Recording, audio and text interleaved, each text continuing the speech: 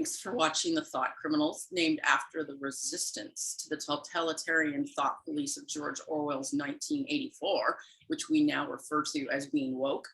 I'm your host, Rachel Alexander. I'm a weekly contributor to Townhall and other sites and the editor of Intellectual Conservative.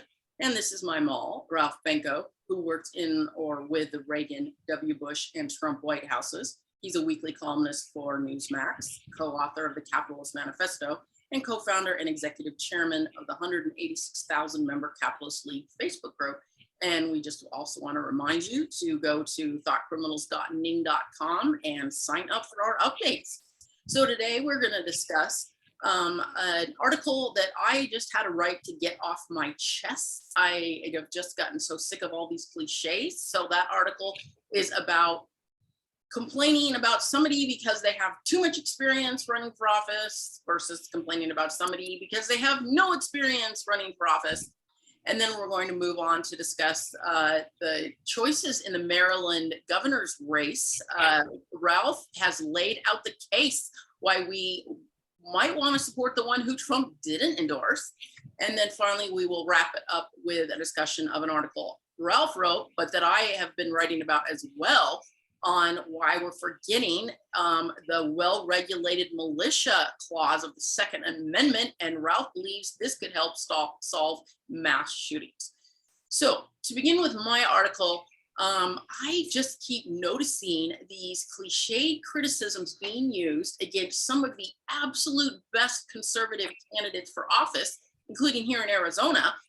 You've got Kari Lake running for governor, you've got Mark Brnovich running for US Senate, and they're both outstanding, but they're both getting these crazy criticisms, and sometimes they're the opposite criticisms. And like in their case, you've got Kari Lake criticized for not having any experience in office yet, and you've got Brnovich being criticized for having too much experience in office. So, what is the deal? What should we believe?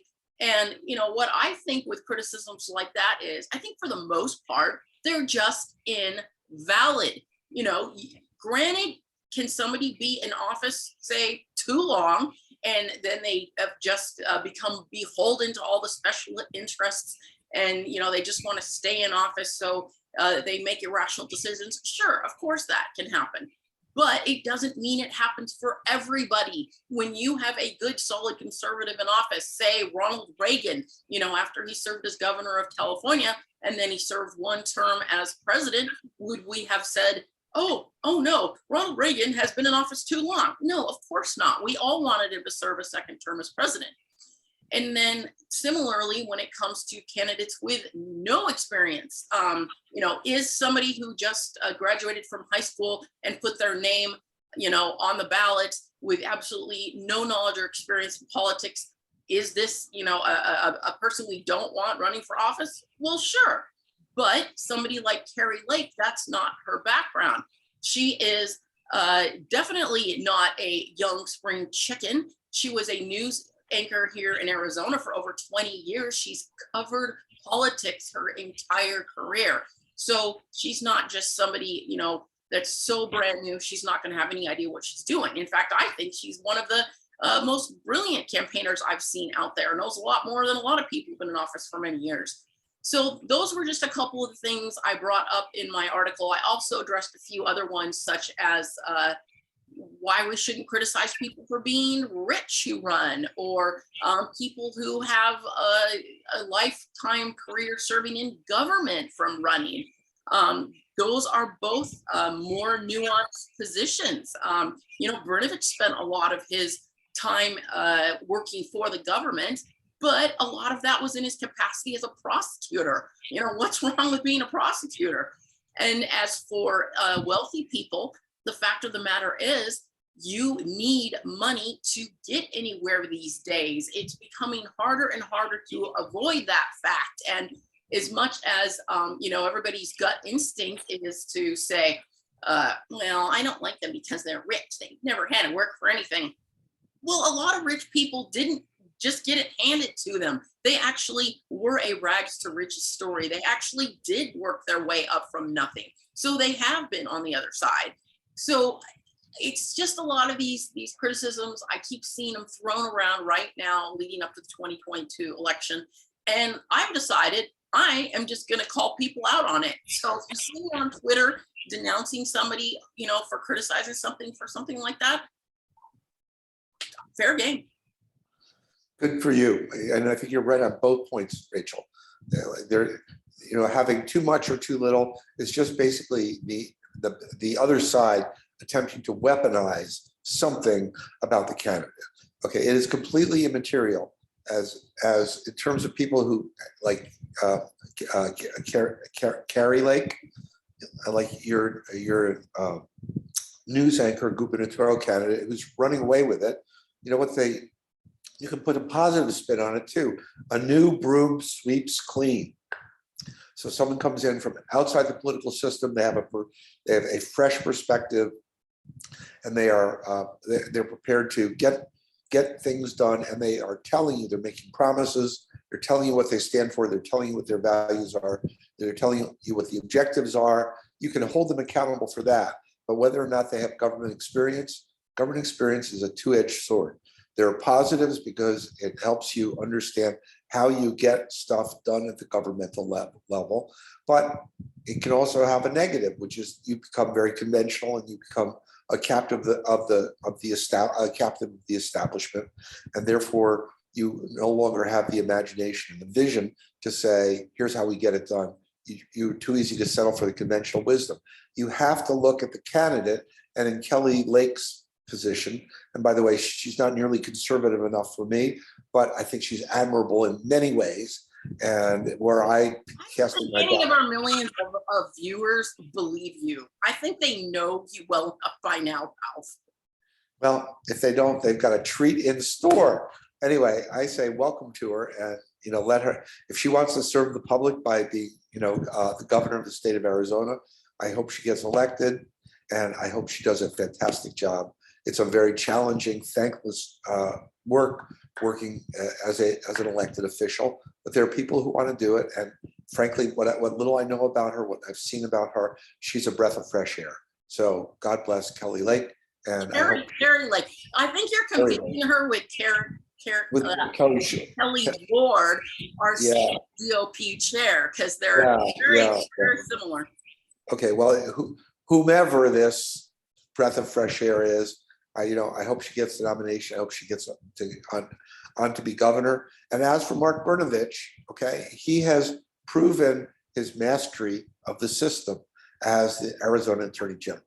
And he's also proven his creativity and his boldness by, instead of simply running for re-election of Arizona Attorney General. Well, he was term limited, but okay, that's true. He was term limited, but it was a very bold gesture on his part to take on to declare for United States Senate from Arizona, and he's got a very spirited race. He's up against two billionaires. Okay, Brnovich is a man of the people like us. And not to mention, he's up against the Trump endorsement of one of his other two candidates too. I don't know. Yeah, Trump endorsement is kind of a mixed blessing. A lot of people who were endorsed by Trump went down in flames. Some of them have gone on to get the nomination. But the fact is that Brnovich has shown himself to be a solid man of the people. Brnovich has shown himself to be, committed to public service. He's bold. He's courageous. He's not as conservative as I am, but you know what? Nobody is. There's only one other guy in the whole world who's as conservative as I am. So I'm not even as conservative as you. And no, not even close. But I know you aspire to it, and I'll keep coaching you, and maybe one day we'll get you there. But the point is that the two billionaire or billionaire-backed candidates that he's up against, okay, have not proven themselves. One is a really great businessman, and one is a carpetbagger from Silicon Valley.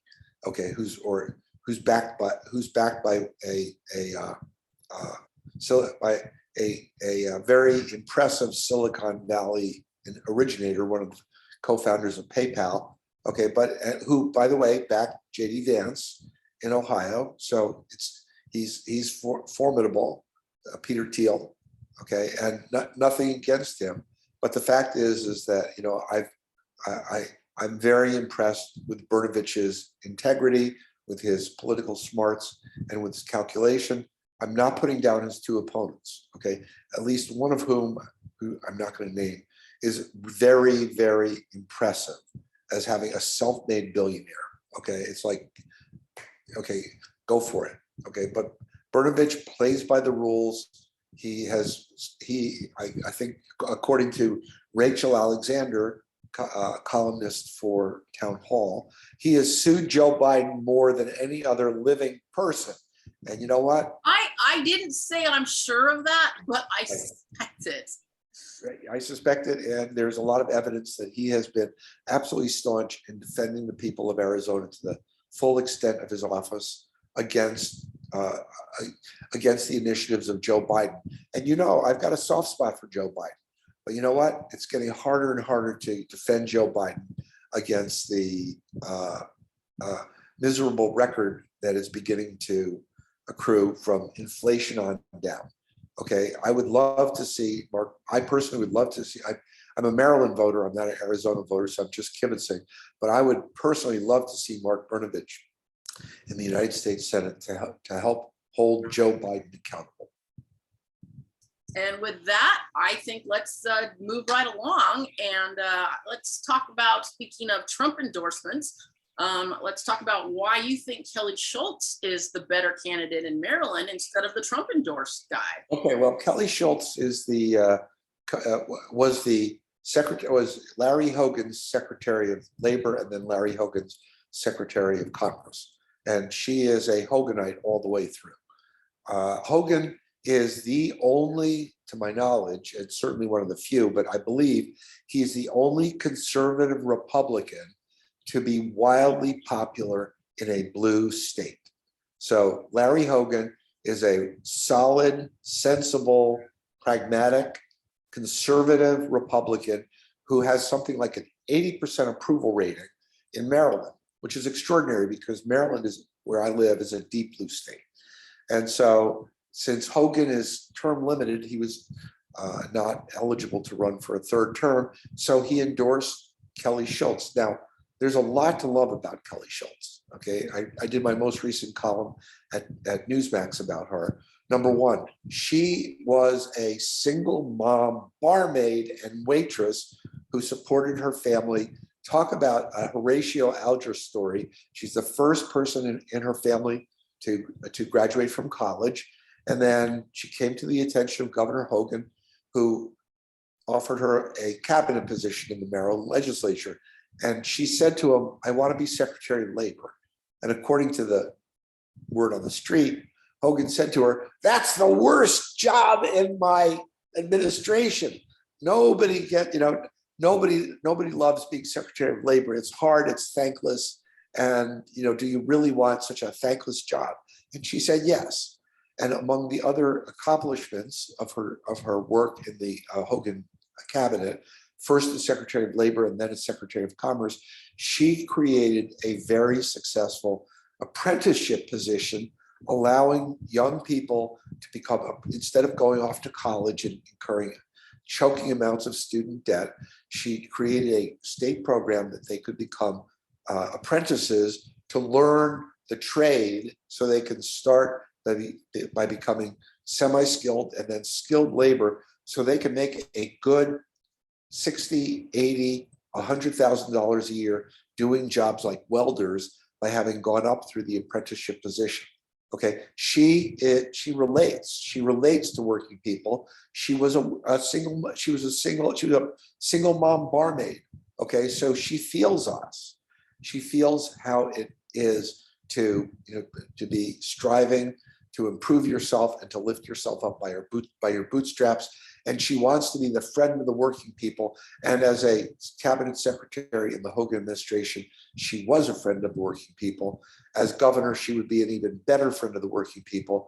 I love the fact that she's for fully funding the police. I love the fact that she is for giving parents say in their K through 12 curriculum. Okay, this woman is what I call a pragmatic conservative, as opposed to why didn't Trump endorse her? Because she's a Hoganite, because she is a Larry Hogan loyalist, And Larry Hogan was not a Trump loyalist. He was critical of Trump.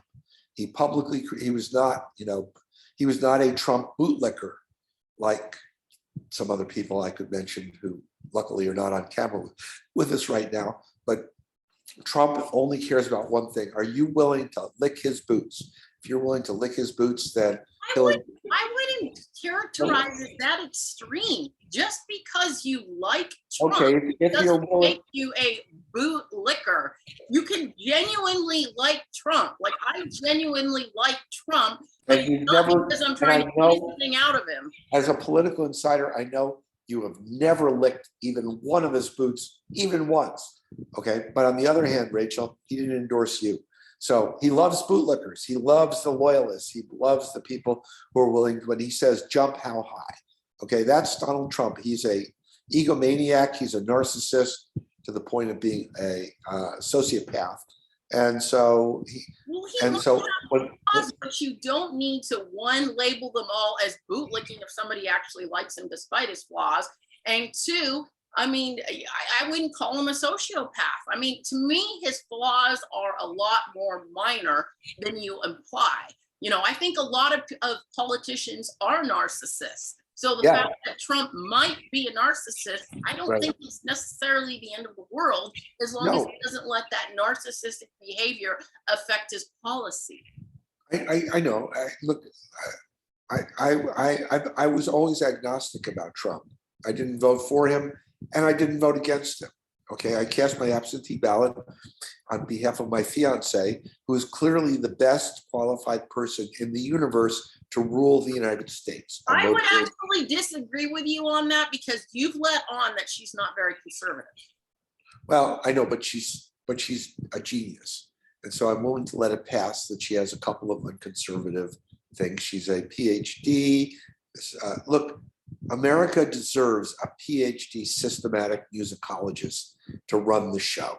We've tried everything else. Why not try? She might be the most wonderful person in the world, but it doesn't mean that those of us conservatives want her as president. I mean, I want the absolute best for you and her, but I don't think that having her as president is going to be the absolute best situation for conservatives like me. Okay, look, you make a valid point. So write in Ralph Benko, the second most conservative man in the world, for your 2024 presidential nominee. I'm fine. No, I'm fine with voting for Trump. I'm so far to the right of Donald Trump. He gets whiplash every time I dash by him. So just vote for me. Write in Ralph Benko. You and our millions of viewers, if they all write in Ralph Benko for president 2024, I tell you, we're going to get massive tax cuts like Kelly Schultz. Kelly Schultz and Larry, the Democrats who ruled and reigned in this state before Hogan raised taxes 40 times in a row. 40. Okay. Guess how many times Hogan, Schultz raised taxes during their 8 years? You already told me none. 0. Okay. That's what I'm looking for. Now, her opponent is a provocateur. Okay. The problem is Trump got crushed in Maryland by 2-1. I mean, it's beyond a landslide. It's a mudslide. No, I'm not going to say that. We'll get banned. Keep going. Okay, he just got absolutely, he lost in 2016 and he got absolutely crushed in 2020, okay, in Maryland, because Maryland's a blue state, okay? Hogan, and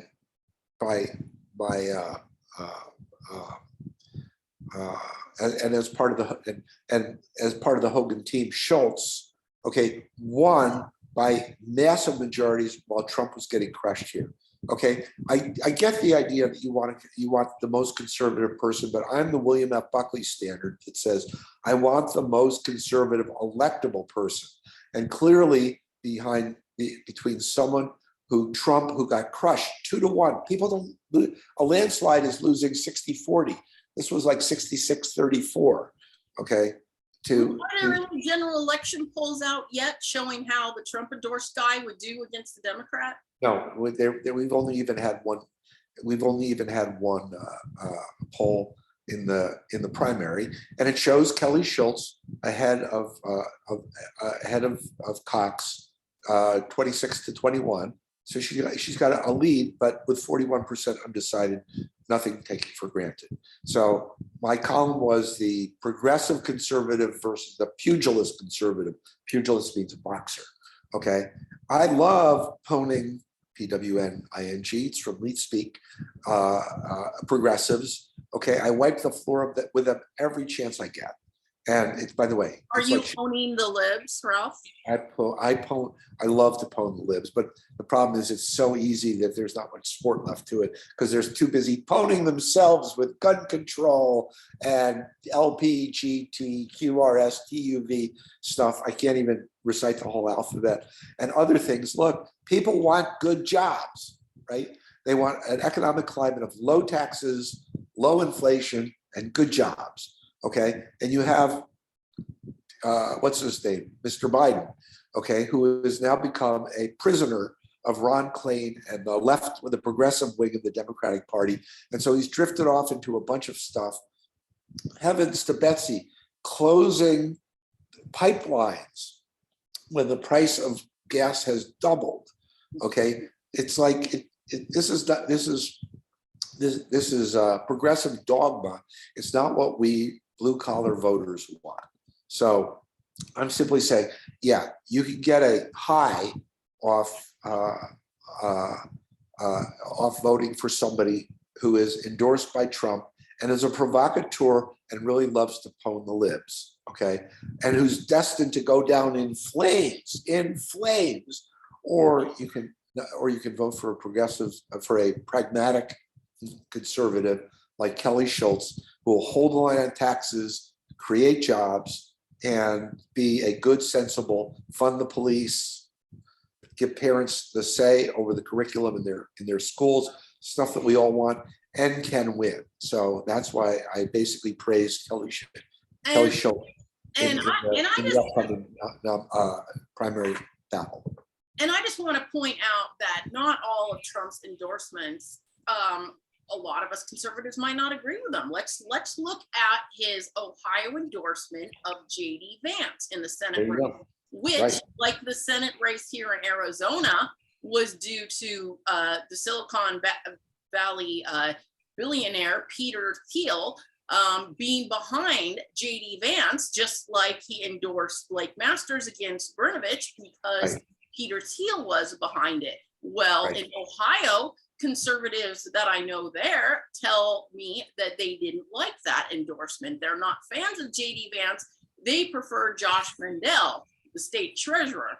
So I think when you do look at Trump's endorsements, you can tell that some of them are not necessarily going to be the best ones. No, listen, Trump got crushed in Georgia, right? Kemp, who was Trump's public enemy =1. Well, that one I think is different because a lot of us didn't like Kemp, even though he did. Yeah, but he went on to a huge victory.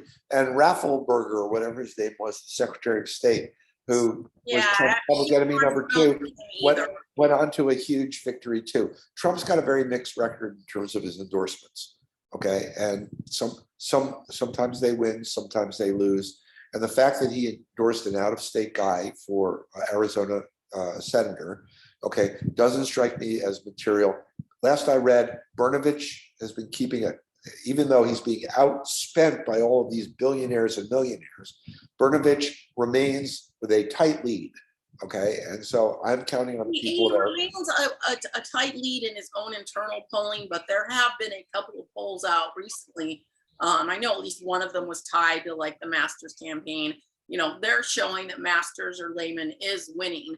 But again, I mean, they've got some ties to those polls. So look, it's a very, very tight race. It's within the one way or the other. It's within the margin of error. And I just give a Brnovich, who is not nearly as conservative as I am, but then who is, he's pretty darn, he's good conservative enough for me. And I admire his grit. He is a man of the people. He's not one of the billionaire class. And, I like elected people who are willing to go to lunch with me, like Brnovich did at your invitation. because they're regular people. And I think that they are more likely to appreciate our problems, appreciate our values, and to fight for us than people who have been insulated by having billions of dollars themselves from behind them. So look, I don't have anything really bad to say about Lehman or about Masters. Okay, I appreciate their desire to enter public service. Okay, when it comes down to the wrong race. Well, I just think that Brnovich is the best. So let the best man win. That's all. And with that, let's just move on. We've only got about 7 minutes left. Let's talk about the well-regulated militia. This is the forgotten constitutional right. Okay, I'm a lawyer. I'm a constitutional lawyer. I love the Bill of Rights. I love the civil rights that have been embedded in the Constitution of the United States. And one of the most controversial, if you will, or the most talked about is the Second Amendment. And everybody on the right embraces the second half of the Second Amendment. The right of people to keep and bear arms shall not be infringed. I'm all for that. Okay. But what appalls me is that even my fellow conservatives tend to draw a blank on the first half of the Second Amendment, which is just as important, if not more important. Is it worry that government will then limit the entire Second Amendment to that clause and have complete control? I want both clauses. I want the whole Constitution. I want the whole Bill of Rights. And I want the whole Second Amendment. So people who get anxious, gosh, if I ask for the whole Second Amendment instead of half of the Second Amendment, maybe they'll take away the other half too. No, I want the whole thing. We have a constitutional right to a well-regulated militia being necessary to the security of a free state. That's the first clause of the Second Amendment, which then goes on to say, the right of the people to keep and bear arms shall not be infringed. Okay, well, I've dug into the history, okay, not just the literal text, that too, but the history. The Second Amendment was to create bodies that could fight effectively against a tyrannical federal government. Okay, and a bunch of isolated gun-bearing patriots who are not organized to a well-regulated militia have no chance against the US Army. Okay, if the federal government ever were to become a tyrannical dictatorship, and it could, then what we need is well-regulated militias reporting to the governors of each state that can protect us from a federal tyranny. That was the purpose, and you can read the debates back in the 18th century. That was the purpose of the Second Amendment.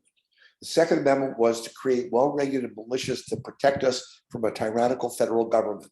It was not to protect hunters' rights to hunt, which I'm for, but it's not a Second Amendment guarantee. It was not for us to protect our homes and our families, which I'm all for with firearms, which I'm all for, but it's not a federal, it's not a Second Amendment guarantee. We have, the Second Amendment guarantee is to create a well-regulated militia. But to drive this point home, Switzerland has the equivalent to a well-regulated militia.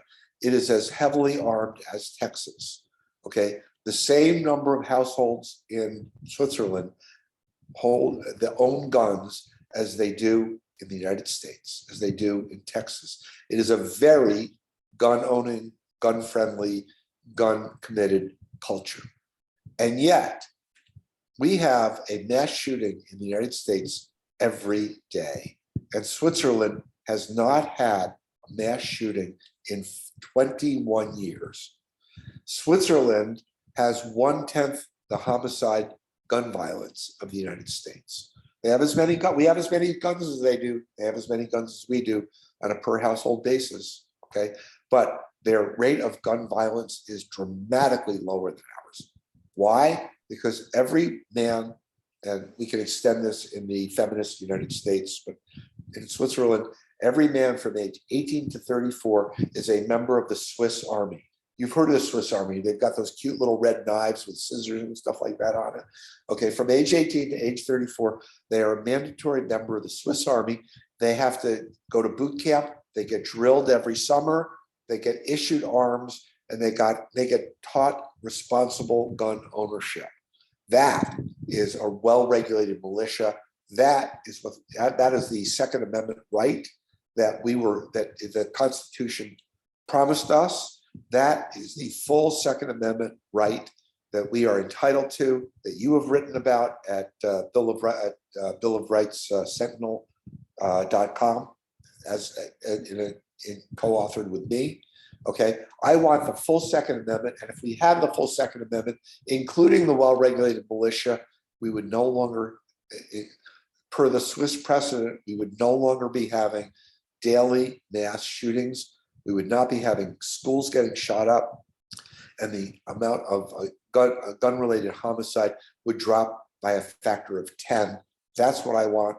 I want the full Second Amendment. And I really can't, add much more to that other than to say, where we've used things like the National Guard, here we've got Governor Ducey has, put them on the border since the federal government isn't doing anything about the border. They've proven quite useful. So when you have, Democrats controlling the country and you need to resort to something, that is an example of how, we could see this being utilized. And I do think there's going to be, fears that the government could potentially misuse the force, but I think at some point you could just be worried the sky is falling in all these different scenarios and never do anything. So we have to fight government abuse. We always have, we always will. Okay, but the fact that the government may attempt to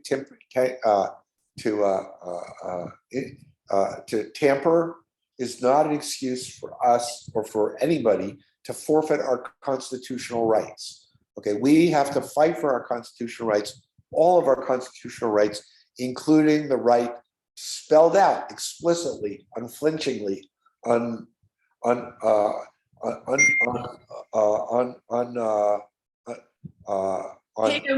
wrap it up while you're. We gotta wrap it up. The Second Amendment is the right to a well-regulated militia, and I say, let's demand it.